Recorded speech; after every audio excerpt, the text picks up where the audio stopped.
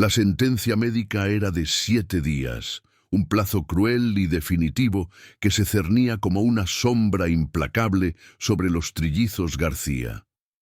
Javier, Pablo y Elena, nacidos en la frontera crítica de las 24 semanas de gestación, eran pequeños luchadores cuyas vidas pendían de hilos finísimos.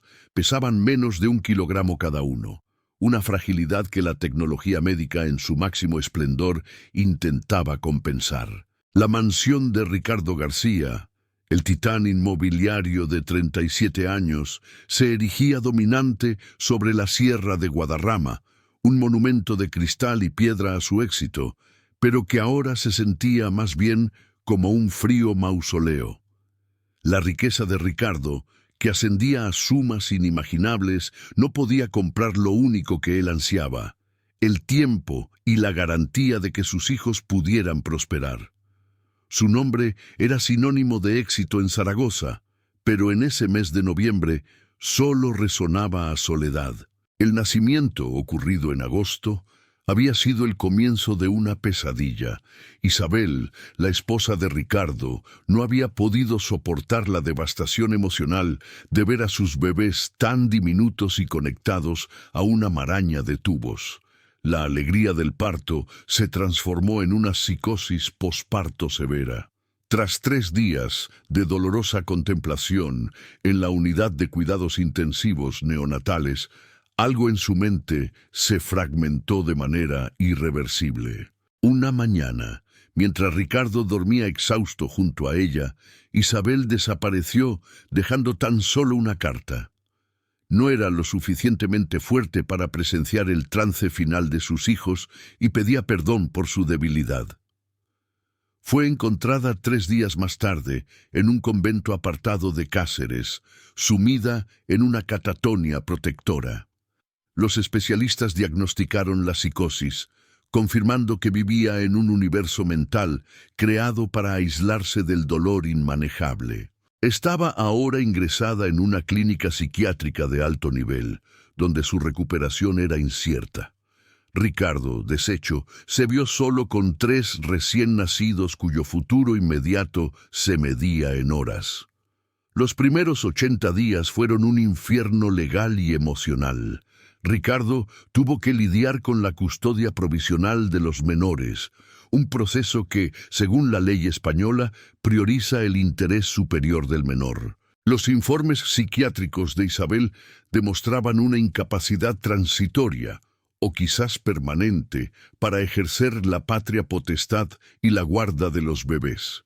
El juez, basándose en la estabilidad y los vastos recursos de Ricardo, le otorgó la custodia total, exigiendo informes periódicos sobre la salud de los niños y de Isabel. Ricardo, de forma responsable y anteponiendo siempre el bienestar de su esposa, aseguró la financiación de por vida para su tratamiento, un acuerdo que, aunque doloroso, era la única solución positiva y coherente para la situación de Isabel.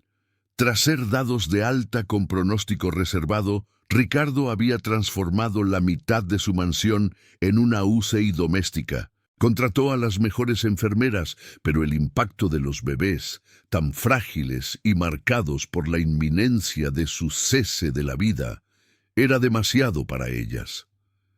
23 profesionales habían abandonado el puesto, sin excepción. La 23ª enfermera, la noche anterior, había sido brutalmente sincera.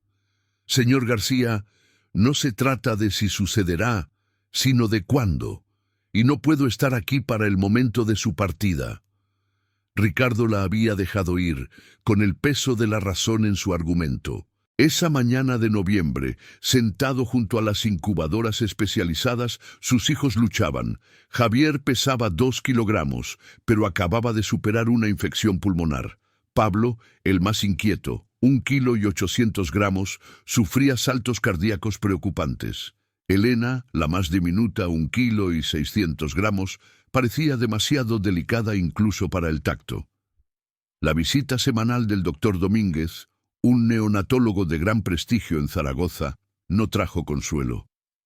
Tras el examen, sus palabras en el despacho de Ricardo resonaron a sentencia. Estaban perdiendo peso, los órganos mostraban signos de agotamiento, los pequeños corazones se debilitaban. Una semana, 10 días a lo sumo. Ricardo, con la expresión petrificada, solo pudo asentir. Había llorado tanto en los últimos meses que ahora el dolor se había transformado en un frío entumecimiento. Al regresar a la nursery, se sentó entre los monitores que emitían sus pitidos constantes, cerrando los ojos en un limbo entre la esperanza que se resistía a abandonarle y la desesperación. Así fue como María Ruiz lo encontró. María, con 26 años y un currículum forjado en la adversidad, había llegado en el tren de alta velocidad desde Sevilla. Nacida y criada en el corazón del barrio de Santa Cruz, había visto su vida volcarse a los 17 años, cuando sus padres fallecieron en un terrible accidente. Su hermana menor, Clara, de apenas unos meses, sobrevivió, pero con daño cerebral severo. María había sacrificado sus estudios y sueños iniciales para convertirse en la cuidadora principal de Clara, trabajando en lo que podía. Contra todo pronóstico médico, y gracias a los cuidados constantes, el amor obstinado y la fisioterapia sin descanso, Clara no solo sobrevivió, sino que a sus 9 años ya caminaba y se comunicaba en una escuela especial. Los médicos lo llamaban un milagro de la neuroplasticidad infantil. María lo llamaba el poder de la fe y la dedicación. Para costear los cuidados especializados de Clara, María se había formado como enfermera pediátrica, especializándose en neonatología de cuidados intensivos, una especialidad que solo la había reforzado en su convicción de que la voluntad de vivir a veces supera a la ciencia. Cuando la agencia de enfermería le propuso el caso García, trillizos prematuros, pronóstico de 1 semana, madre con psicosis, padre devastado, era un caso que todas las demás habían rechazado.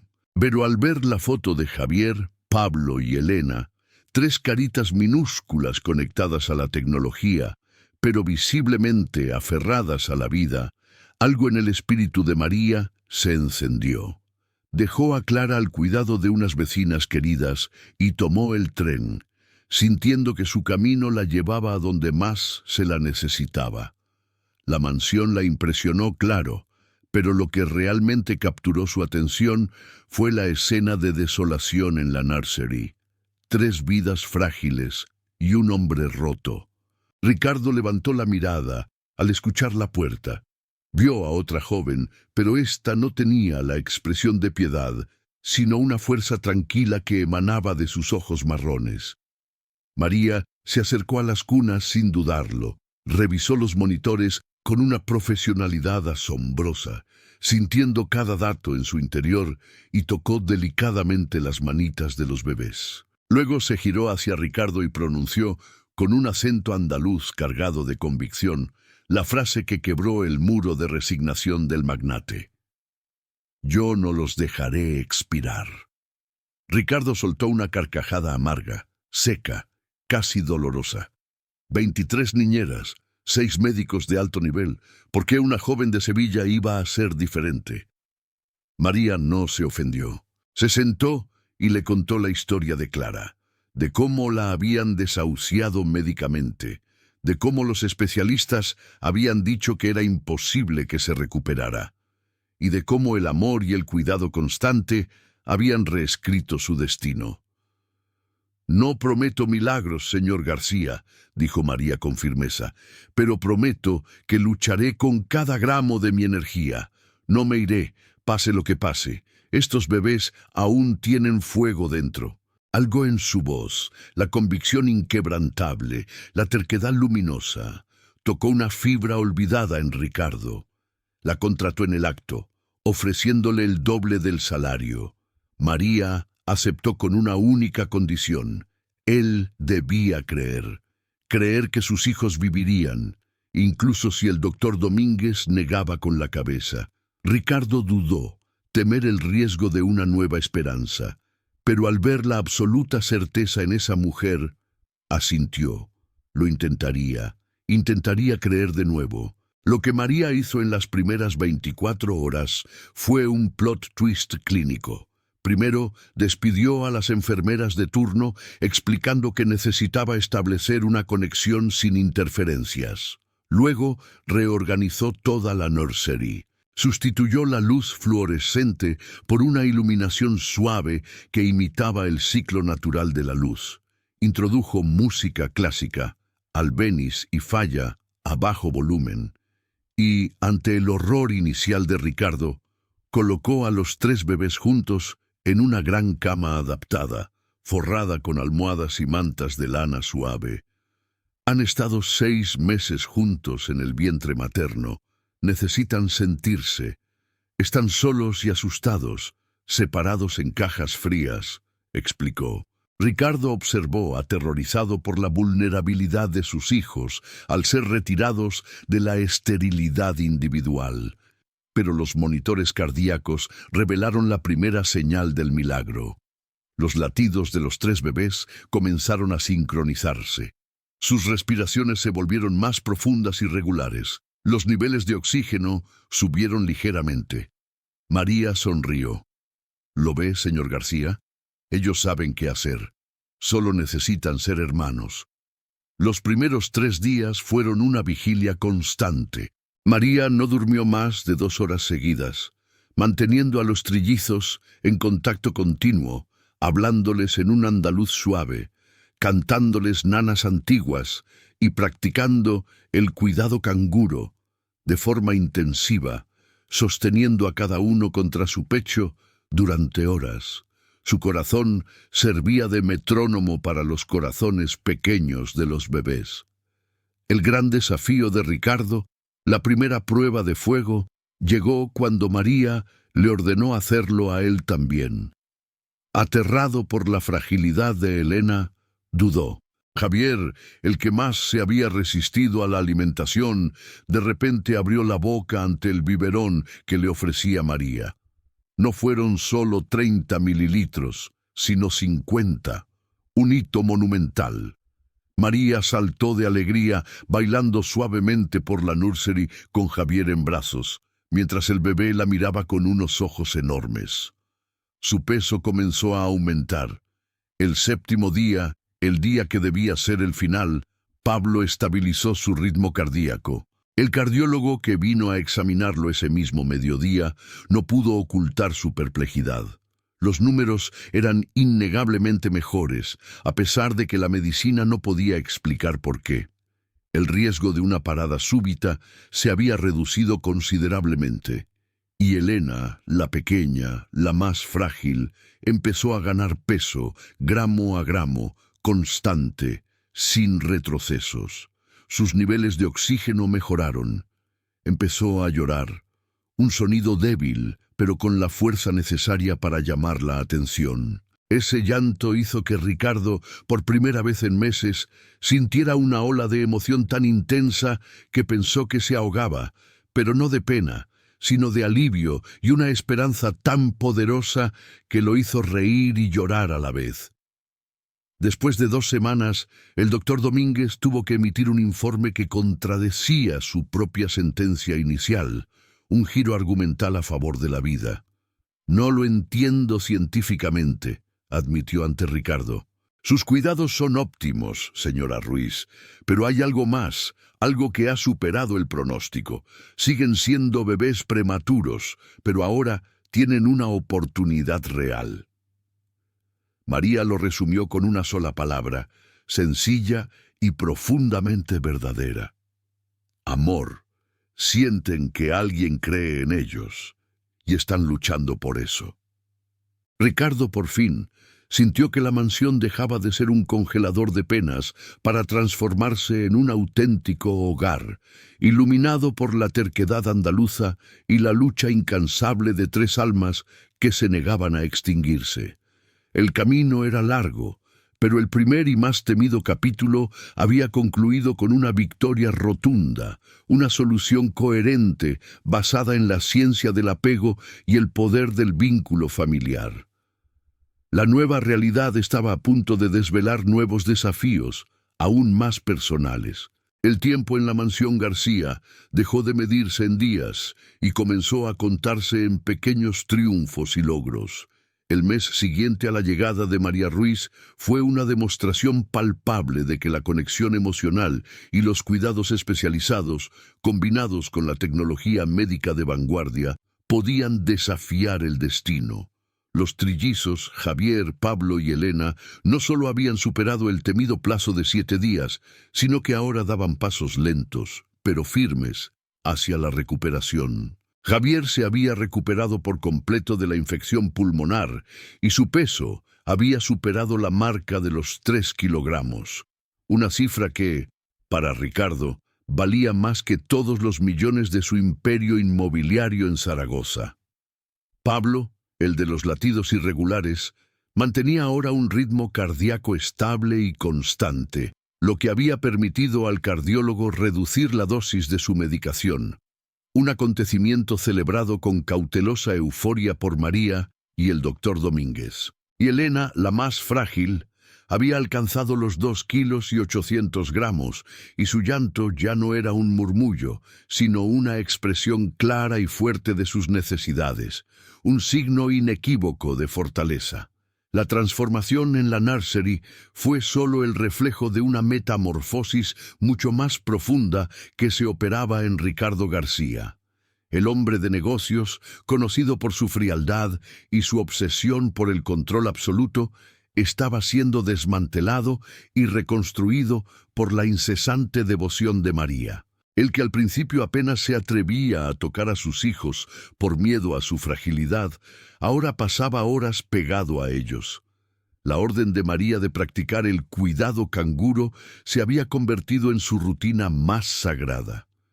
Se le podía ver sentado en el sillón de la nursery, con Elena acurrucada contra su pecho mientras él revisaba complejos planos de construcción en su tableta. Sentir la respiración de la niña, su calor minúsculo, era un ancla que lo devolvía a la vida. Comenzó a hablarles, no solo con palabras de padre, sino contándoles sobre su madre, Isabel, de cómo los había amado desde el primer momento, antes de que su mente se ausentara.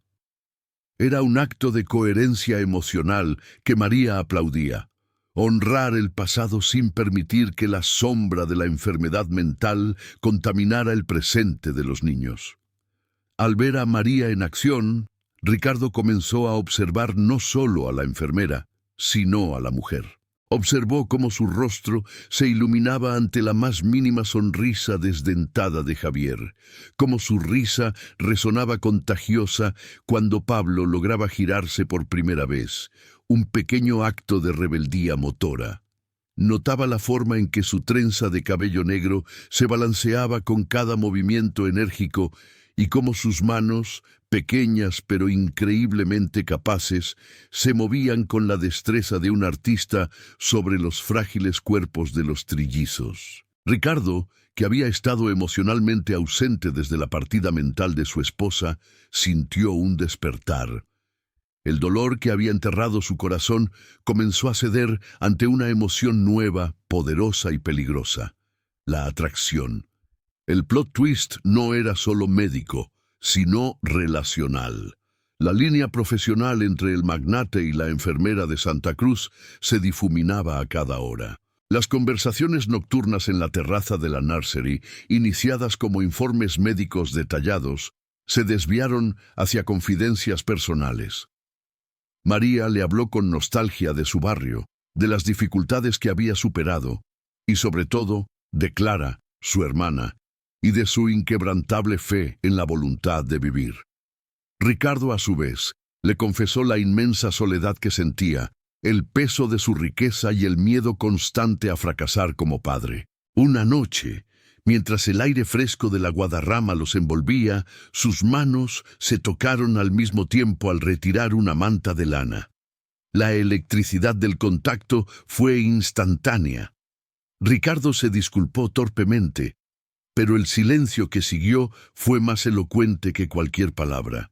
Ambos sabían que la dinámica había cambiado y que la vulnerabilidad compartida había dado paso a un sentimiento que la ley y la moralidad harían complejo. A los 3 meses de la llegada de María, los trillizos estaban fuera de peligro inminente. Javier pesaba ya 3 kilos y 500 gramos, Pablo 4 kilogramos y Elena 3 kilos y 300 gramos. Los médicos, incluido el doctor Domínguez, comenzaron a hablar no ya de supervivencia, sino de desarrollo, de alcanzar hitos, de un futuro. El magnate, liberado de la presión de la extinción de la vida de sus hijos, centró su atención en el dilema moral y legal. Su esposa Isabel seguía en la clínica de Cáceres. Los informes psiquiátricos eran pesimistas, el pronóstico era de una recuperación parcial en el mejor de los casos, y la posibilidad de que retomara un rol activo en la vida de los niños era casi nula. Ricardo se enfrentaba a un nudo gordiano bajo el Código Civil español. Estaba unido a una persona que legalmente seguía siendo su cónyuge, pero que emocional y mentalmente se había ausentado por completo de la vida familiar. La gran revelación que marcó el desarrollo de Ricardo fue la comprensión de que el inmovilismo no era ético.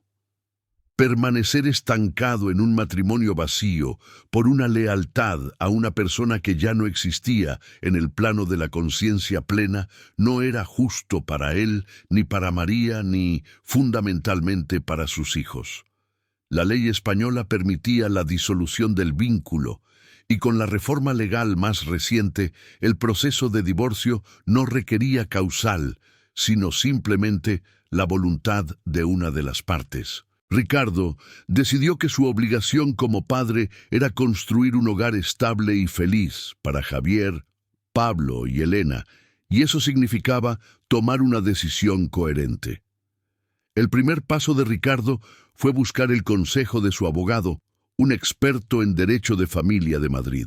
Le explicó la situación con Isabel, su enfermedad psiquiátrica grave y la nueva relación que había surgido, enfatizando que su intención era proteger a Isabel y asegurar que continuara recibiendo la mejor atención médica y financiera de por vida. El abogado, con un enfoque positivo, le propuso una solución que cumpliría con todas las directrices legales españolas: iniciar un proceso de separación de hecho prolongada y posteriormente el divorcio por mutuo acuerdo, aunque la firma de Isabel sería asistida legalmente. El plot twist legal consistía en crear un fondo fiduciario irrenunciable que garantizara el bienestar de Isabel, independientemente del futuro financiero de Ricardo, blindando así su protección. Era una solución legal y moralmente impecable. Ricardo no se estaba desentendiendo, sino garantizando la dignidad de su esposa en su nueva realidad. Mientras se iniciaban los lentos procesos legales, la relación entre Ricardo y María se hizo palpable, aunque la mantuvieron en la estricta intimidad de la mansión. Los momentos robados eran su tesoro: un paseo nocturno por el jardín, una cena rápida y silenciosa después de acostar a los bebés. El secreto, sin embargo, pesaba sobre María. A pesar de saber que Isabel no estaba consciente de la situación, la enfermera sentía el estigma del reemplazo, una culpa injustificada que Ricardo se esforzaba por mitigar. Él le recordaba constantemente que ella no había roto nada. Simplemente había llegado para sanar lo que ya estaba fracturado. El punto de no retorno llegó en el primer cumpleaños de los trillizos, 1 año de vida, contra todo pronóstico. Ricardo no escatimó en detalles, aunque fue una celebración íntima en la nursery adornada con globos. María horneó 3 pequeñas tartas, una para cada bebé. Cuando cantaron el cumpleaños feliz y los bebés, con sus manitas regordetas, aplaudieron torpemente y se rieron ante las velas, el corazón de Ricardo estalló. En ese momento, mientras veía a María sostener a Elena, cubierta de migas y feliz, comprendió con absoluta certeza la verdad final. Se había enamorado de ella, de su alma guerrera, de su inmensa capacidad de amar y de su terquedad sevillana. Ella era el corazón que sus hijos y él necesitaban. Esa misma noche de agosto, después de limpiar el desastre y acostar a los tres pequeños, Ricardo le pidió a María que lo acompañara al jardín. Cerca de la fuente, con la silueta de Zaragoza brillando a lo lejos, habló con una sinceridad que nunca había usado en el mundo de los negocios. Le confesó su amor, explicando que no era gratitud por haber salvado a sus hijos, sino un amor profundo e irrevocable por la persona que ella era. Le habló del proceso de divorcio en curso, de cómo había asegurado la protección de Isabel legalmente y de su deseo de construir un futuro con ella. María lloró, no de tristeza, sino de alivio y miedo. Admitió que también se había enamorado profundamente, que había intentado reprimirlo, pero que la conexión con Ricardo y, sobre todo, con los niños, era demasiado fuerte. Su miedo era el juicio del mundo, el que la tacharan de cazafortunas o de haber aprovechado la tragedia de Isabel. Ricardo tomó su rostro entre sus manos, le prometió que lucharía contra el mundo por ella y que su amor era la única certeza que le quedaba en la vida. Él le había ofrecido una solución, un compromiso no solo de pareja, sino de vida familiar. El beso que compartieron bajo las estrellas fue la promesa de un nuevo inicio. No era un final de cuento de hadas, sino el comienzo de un camino complejo pero verdadero, con una solución positiva basada en el respeto y el compromiso legal. Los meses siguientes vieron a la pareja operar en una nueva normalidad oculta. Mantenían las distancias en público, pero en la privacidad de la mansión eran una familia. Los trillizos, creciendo y floreciendo, llamaban a María con un cariñoso «mami», una revelación de apego que reforzó la decisión de Ricardo. A los 2 años de la llegada de María, con los 3 niños caminando y balbuceando sus primeras frases, Ricardo recibió la notificación final. El divorcio se había tramitado y se había formalizado el fondo fiduciario de Isabel, asegurando su bienestar de por vida. El camino legal estaba despejado y ahora era el momento de sellar la promesa hecha bajo las estrellas. Ricardo, liberado legal y moralmente, se preparó para el gran paso. Su siguiente acción no sería un simple matrimonio, sino la formalización de una familia ya existente. La resolución legal del divorcio, aunque triste y gestionada con la máxima dignidad para Isabel, supuso una liberación para Ricardo García. El fondo fiduciario que garantizaba el bienestar y el cuidado especializado de su exesposa en la clínica de Cáceres había sido meticulosamente blindado, asegurando que su ausencia mental no significaría un desamparo financiero. Esta solución, coherente con la legislación española y con la ética de Ricardo, cerraba el ciclo de dolor y le permitía concentrarse en el futuro que había elegido con María Ruiz. La nueva etapa debía comenzar con una promesa formal que trascendiera la nursery y el jardín. Ricardo sabía que una simple cena romántica no era suficiente para pedir matrimonio a la mujer que había salvado a sus hijos y había devuelto la vida a su hogar. Por ello, ideó un acontecimiento marcante que reflejara la verdad de su relación. María no era solo su prometida, era ya la madre de sus hijos.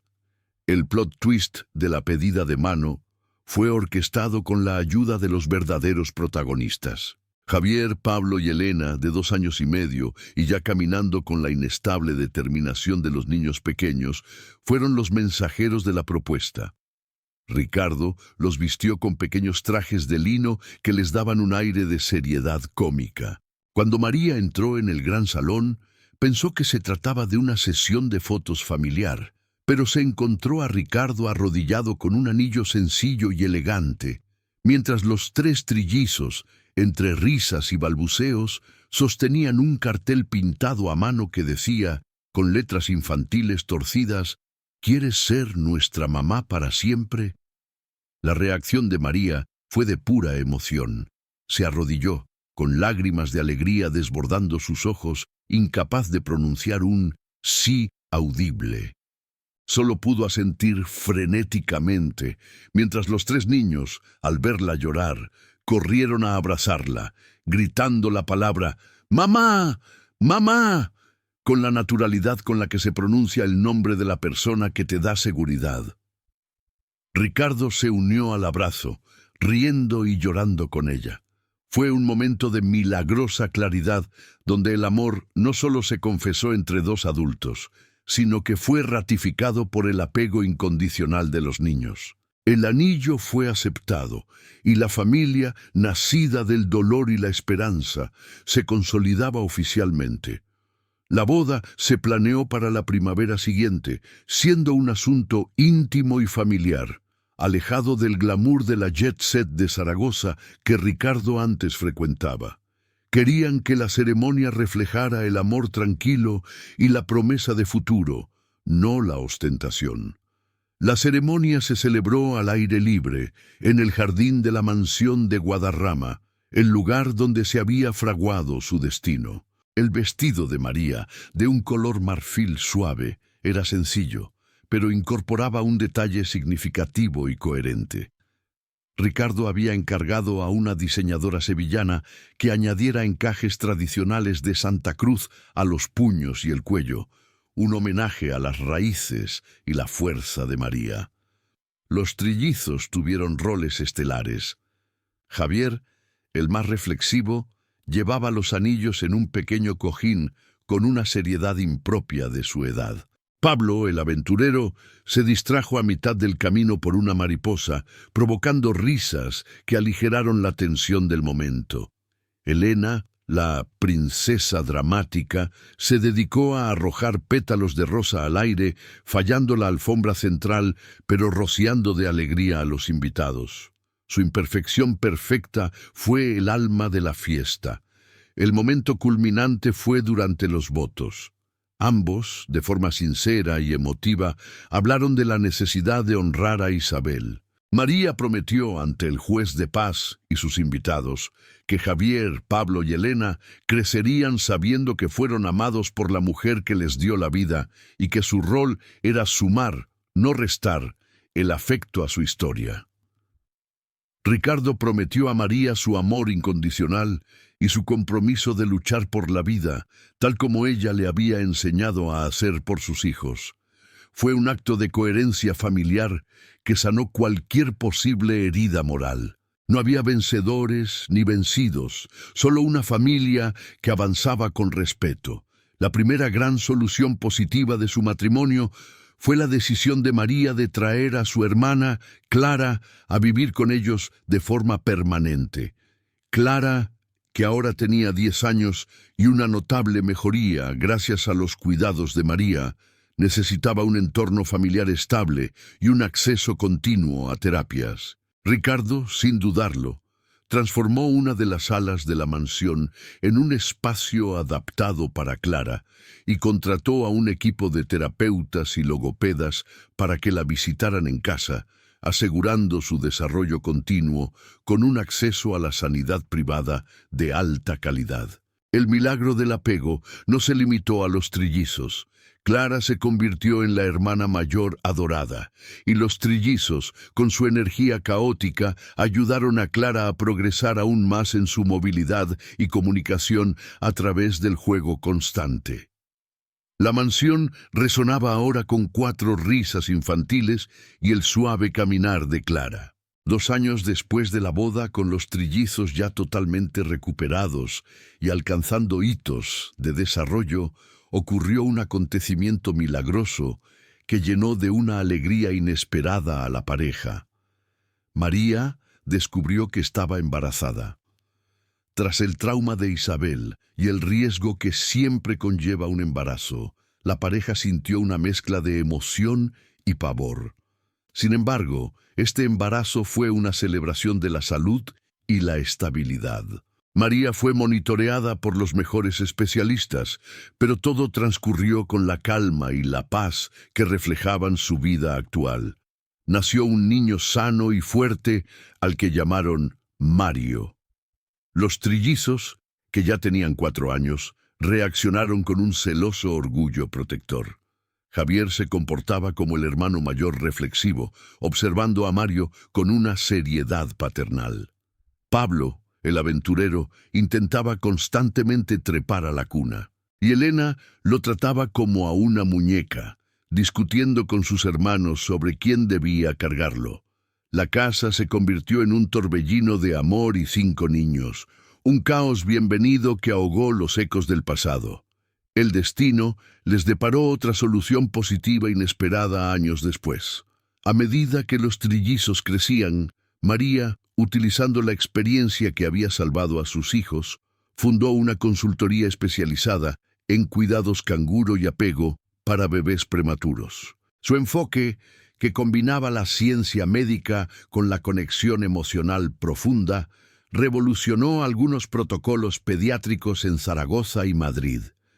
Ella, que había sido la enfermera de un solo caso desesperado, se convirtió en una defensora e investigadora del poder del amor en la neonatología, canalizando su experiencia de vida hacia el bien común, un milagro de impacto social.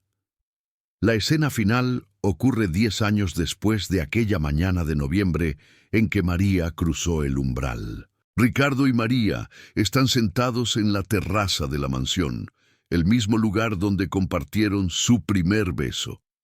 La noche es clara y cálida. Abajo, en el jardín, los niños juegan en una algarabía feliz. Los trillizos tienen 10 años. Javier está ayudando a su hermano pequeño, Mario, que tiene 6, a construir un fuerte con bloques. Pablo, el intrépido, está subido a un árbol, mientras Elena grita con una mezcla de pánico y fascinación que se baje. Clara, ahora con 20 años, ha alcanzado una notable independencia y está terminando sus estudios, aunque siempre regresa a la mansión a pasar los fines de semana. Ricardo toma la mano de María, cuyos ojos brillan con la luz de la luna. Le recuerda aquella mañana, cuando los médicos dictaminaron la extinción de la vida de sus hijos y ella, con su obstinación sevillana, pronunció la promesa que lo cambió todo. María ríe, un sonido limpio y lleno de vida. Fue terquedad, cariño, dice. Ricardo niega con la cabeza apretando su mano. No, fue amor. Amor que se negó a aceptar el no por respuesta y que nos salvó a todos. El magnate, que una vez lo había tenido todo en el mundo de los negocios, comprendió que su verdadera riqueza no estaba en su imperio inmobiliario, sino en el caos de risas que llegaba desde el jardín, en la mano de la mujer que tenía a su lado y en el latido estable y fuerte de sus 4 hijos y una hija del corazón. La mansión, que había sido un lugar de desesperación y duelo, era ahora un faro de esperanza y vida. Los bebés que estaban destinados a perecer habían crecido fuertes y felices. La chica de Sevilla, que se atrevió a desafiar a la ciencia y a la fatalidad, se había convertido en el corazón inquebrantable de una familia. Y el hombre que había perdido toda fe, la había recuperado en las manos más improbables. Porque a veces los milagros no tienen que ver con la medicina, sino con la persistencia, la fe y el amor que se niega a considerar lo imposible como una respuesta. La vida de los García es un testimonio inspirador de que, incluso en el momento más oscuro, siempre hay una razón para luchar un día más, y que ese día se puede convertir en toda una vida de felicidad. Muchísimas gracias por haberte quedado hasta el final de esta historia. Si te ha gustado, no olvides suscribirte al canal y dejarnos un me gusta. Es la mejor forma de ayudarnos a seguir creciendo. Además, déjanos un comentario contándonos desde qué ciudad nos has visto. Nos encanta leer dónde llegan nuestras historias. Un saludo muy fuerte y nos vemos en el próximo video.